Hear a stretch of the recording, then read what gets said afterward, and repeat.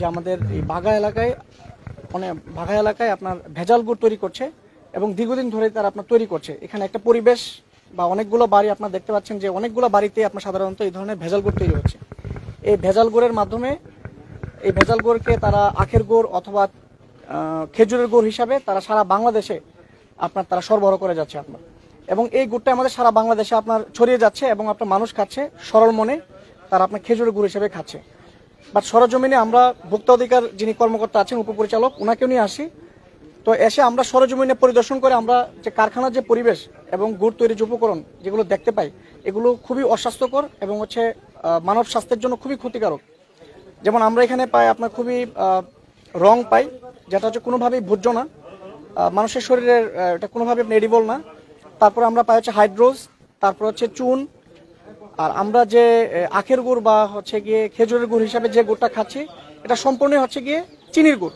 এটা বিন্দুমাত্র কোনো আখ বা বিন্দুমাত্র কোনো খেজুরের কোনো উপস্থিতি একদমই নেই, এবং যে পরিবেশে এটা তৈরি করা হচ্ছে পরিবেশটা খুবই অস্বাস্থ্যকর, খুবই দুর্গন্ধযুক্ত একটি পরিবেশ।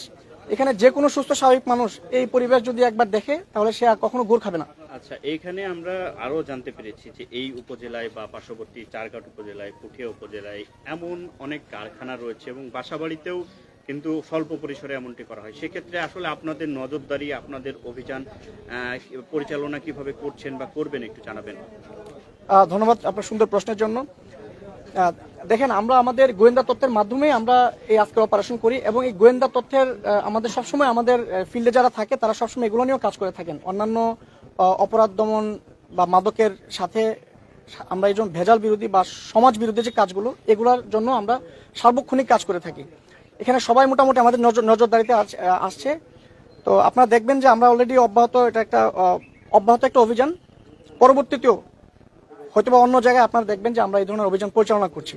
তো আপনাদের মাধ্যমে একটা বার্তা দিতে চাই, তো আপনারা যারা এই ধরনের ভেজাল গুড় বা ভেজাল খাদ্য উৎপাদনের সাথে জড়িত আপনারা সাবধান হয়ে যান, সতর্ক হয়ে যান, কারণ আপনাদেরকে আমরা খুঁজে বের করব। আমরা গিয়ে এই ভেজাল কারখানা বন্ধ করে দিতে চাই।